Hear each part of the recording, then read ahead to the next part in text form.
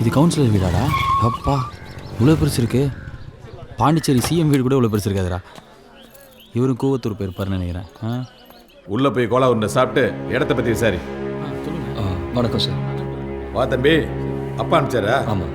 இப்போ தான் ஜோசியத்தை பேசினேன் எப்போ ரிஜிஸ்டர் பண்ணலான்னு. நாளான்னைக்கு அஷ்டமி நவமி வருதான், அதனால் நாளைக்கே வச்சுக்கலான்ட்டார். சார் அதை பற்றி தான் உங்ககிட்ட பேசிட்டு போகலான்னு வந்தேன். இப்போதைக்கு நமக்கு அந்த நேரத்தை விற்கிற ஐடியா இல்லை சார். அதான் ரெஜிஸ்ட்ரேஷன் வேண்டான்னு சொல்லி உங்கள் அட்வான்ஸ் திருப்பி கொடுத்துட்டு போகலான்னு வந்தேன் சார். தம்பி, உன் இடம் பெரிய ப்ராஜெக்ட் யூஸ் பண்ண போகிறாங்கப்பா, அதனால் பேமெண்ட்டு பக்காவாக இருக்கும். இல்லை சார், இப்போதைக்கு விற்கிற ஐடியா இல்லை. பிளான் மாறிடுச்சு சார்.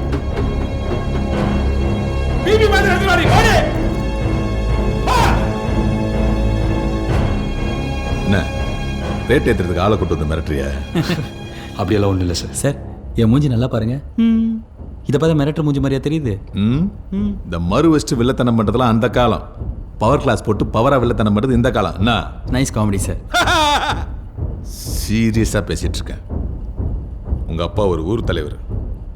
அவரே காசை திருப்பி கொடுத்தாருன்னா மற்றவங்களுக்கு கெட்ட உதாரணம் ஆகிடும். அப்புறம் ஊருக்கு 50 பேர் இடத்த விற்க மாட்டான், இடத்த திருப்பி கொடுங்க கேட்பான். அதுக்கு நாங்கள் என்ன சார் பண்ண முடியும்? இப்போதைக்கு விற்கிற ஐடியா இல்லை சார். உங்கள் அட்வான்ஸ் மட்டும் வாங்கிக்கோங்க.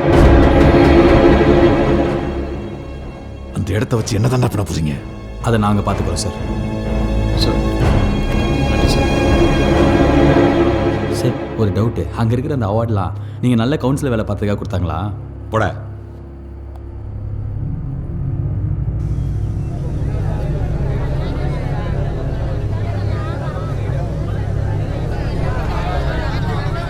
இதை பாரு சக்தி, நீ என் மகனால எடுத்தோம் கவுத்தோன்னு ஒரு முடிவு எடுக்க முடியாது. ஊர் ஜனங்க என்ன முடிவு எடுக்கிறாங்களோ அதான் பஞ்சாயத்தோட முடிவாக இருக்கணும். ஆமா, அதான நியாயம். என்னப்பா இதை பாருங்க, ஒரு 2-3 தலைமுறையா நம்ம ஊர்ல விவசாயமே இல்லை. அழிஞ்சு போற விவசாயத்துக்கு நம்ம எல்லாரும் சேர்ந்து உயிர் தர போறோம். ஏப்பா, ஊர் தலைவர் பையனுக்கு என்ன மூளை கலந்து போச்சா? தண்ணி இல்லையா? இவரு விவசாயம் பண்ண போறாரா? முடியாதுன்னு நினைச்சதால தான் நம்ம ஊர் இப்படி இருக்கு. இப்போ என்ன தண்ணி இல்லை, அதான பிரச்சனை. நம்ம கல்யாணி ஆத்துல தண்ணி இல்லாம பல வருஷமா வறண்டு போய் கிடக்கு. நம்ம பேசிக் அடிப்படை வசதிக்கு கூட நம்ம ஊர்ல தண்ணி இல்லை. அதே நம்ம ஊர் 20 கிலோமீட்டர் தள்ளி இருக்க பூங்கடி ஆத்துல அதிக மழை பெய்யும் போதெல்லாம் யாருக்குமே பிரயோஜனம் இல்லாம உபரி தண்ணி அப்படியே கடல்ல கலக்குது.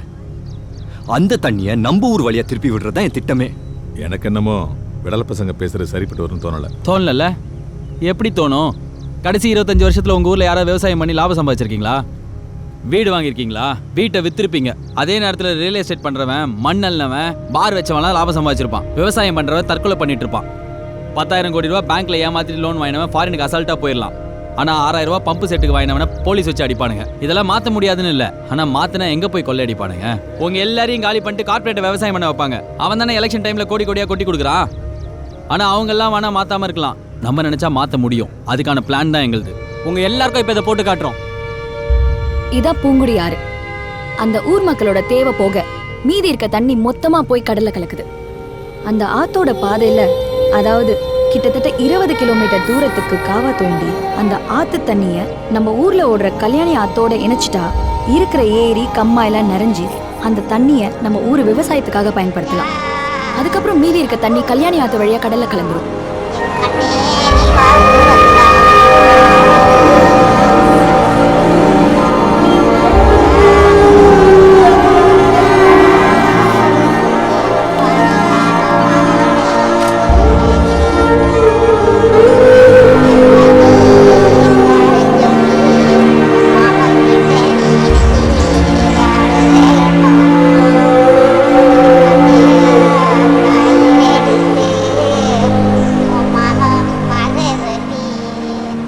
நம்ம நாட்டுல 134 கோடி கன்சூமர்ஸ் இருக்காங்க. இருந்தும் நஷ்டத்துல ஓடுற ஒரே தொழில் விவசாயம் தான். எங்க பார்த்தாலும் தண்ணி பஞ்சம் தண்ணி பஞ்சம் சொல்றாங்க. அந்த தண்ணி பஞ்சம் தீரணும்னா இந்தியால இருக்க நதிகளை இணைக்கணும். இதுதான் எங்களோட பிளான். இதை மட்டும் பண்ணிட்டோம்னா நம்ம ஊர் விவசாயம் மழையை நம்பி இருக்காது. நம்ம வேர்வை சிந்தி வெட்ட போற கால்வாவை நம்பி, அந்த வருஷம் பூரா ஓட போற தண்ணியை நம்பி இருக்கும். இந்த திட்டம் நல்ல திட்டமா இருக்கேப்பா. நம்ம எம்எல்ஏ சொன்னா அவரே செஞ்சுட்டு போறாரு. கீச்சிருவார் உங்க எம்எல்ஏ. 50 வருஷமா உங்க எம்எல்ஏ நம்ம ஓட்டு போட்ட எல்லா எம்எல்ஏ நினைச்சிருந்தா காவிரி தண்ணி வாங்கி கொடுத்துருக்க முடியாதா? உங்க எம்எல்ஏ சொல்றீங்களே, அவர் என்ன தொழில் பண்றாரு? மண் அள்ளுறாரு. நம்ம ஊர் ஆத்துல தண்ணி வந்துருச்சுன்னா நம்மளாம் விவசாயம் பண்ணிட்டோம்னா எங்க இருந்து போய் மண் அள்ளுவாரு? யோ, இந்த பொடி பசங்களை நம்பி போனீங்க, நட்டாத்துல நிக்க வச்சுட்டு போயிட்டே இருப்பானுங்க. இவனுங்கெல்லாம் தாலி கட்டாமலே ஒரே வீட்டுல ஒன்னா குடும்பம் நடத்தணுங்கயா. இவனுங்க பேச்சை கேட்டு பின்னாடி போனீங்க, கேவலப்பட்டு திரிவீங்க. பேசாம பூரா நிலத்தையும் ஏன்ட்ட வித்துட்டு துட்ட பாக்குற வழியை பாருங்க, அதான் முறை. ஐயா 40 வருஷத்துக்கு முன்னாடி நம்ம ஊரை பார்த்தது மாதிரியே இருக்குயா. இந்த கிழவி சாகறதுக்கு முன்ன நம்ம ஊரை மாத்தி காட்டுயா. இந்த ஐயா என்னால முடிஞ்சது என் ராசா.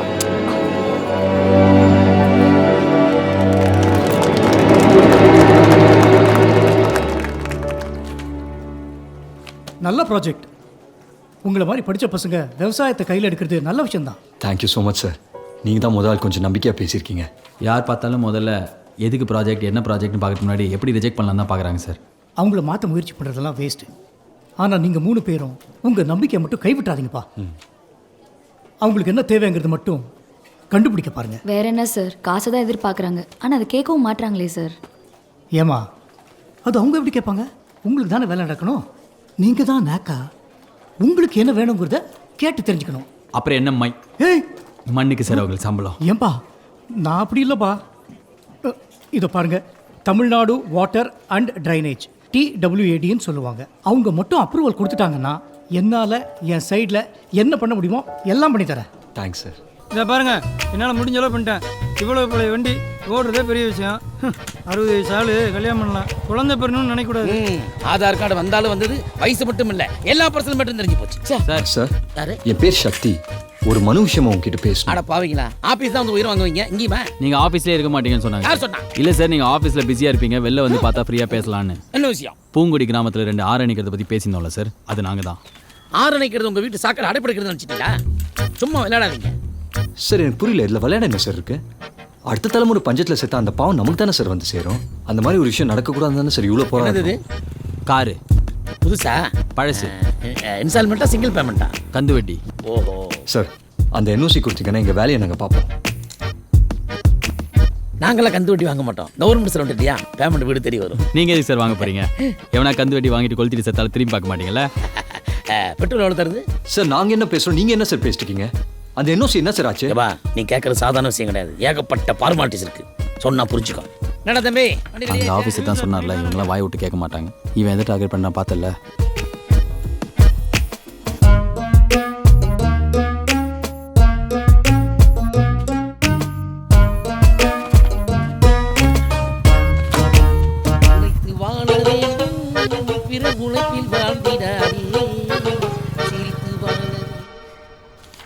என்ன அது காமெடி? சார், இது காமெடி இல்லை சார். பூங்குடி ஆற்றுலேருந்து கடலில் கலக்கிற 10 TMC தண்ணியை கல்யாணி ஆற்று வழியாக திருப்பி விட்டிங்கன்னா ஒரு 1000 குடும்பம் விவசாயம் பண்ணி பொழைச்சிக்கும் சார். அவங்க பொழப்பை பற்றி உங்களுக்கு என்ன அவ்வளோ வைக்கிற? MLA அதிகாரிங்க நாங்கள்லாம் என்ன நாக்க வழிக்க உட்காந்துட்டு இருக்கோம்? இதை ஏன் நீங்கள் பண்ணலன்னு ஊருக்கே தெரியும். அதில் நாங்கள் டைம் வேஸ்ட் பண்ண விரும்பல. எங்கள் தேவைக்கு நாங்களே வேலை செஞ்சுக்கிறோம்.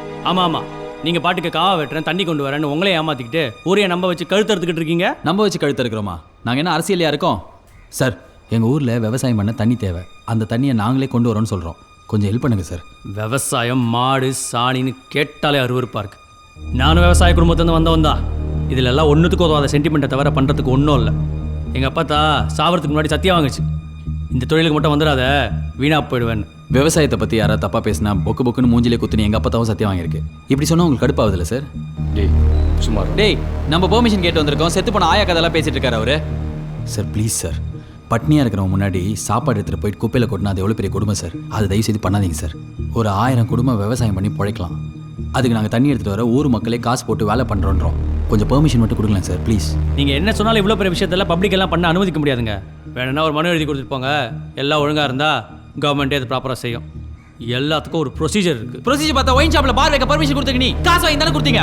ஊருக்கு நல்லது பண்ணலான்னு பார்த்தா காசு வாங்கி தான் கொடுப்பீங்களா? நீ ஒரு ஆஃபீஸரா? யார்கிட்ட வந்து என்ன பேசுறீங்க? ஓகிட்ட தானே பேசுகிறேன், உண்மையை தானே. சார், உங்களால் முடியுமா முடியாதா அதை மட்டும் சொல்லுங்க. தேவையில்லாமல் எதுவும் பேச வேண்டாம் சார். அதை மனு கொடுத்துட்டு போங்கன்னு சொன்னல, பார்த்துக்கலாம் சார், பார்த்துக்கலாம். இதெல்லாம் வேலைக்கு ஆகாது. அவன் பேசுறது ரூல்ஸ் மாதிரியாடா இருக்கு. ஆஃபீஸர்ஸுங்கிற பேரில் அல்பேங்க, சம்பளம் போனஸ் அது கிடைக்கலன்னா ஸ்ட்ரைக்கு.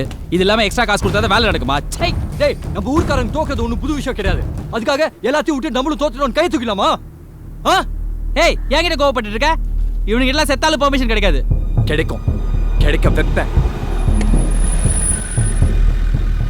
ஏய், இங்க வாங்கப்பா. எங்களையா? ஆமாயா, இவ்வளவுதான். வாங்க.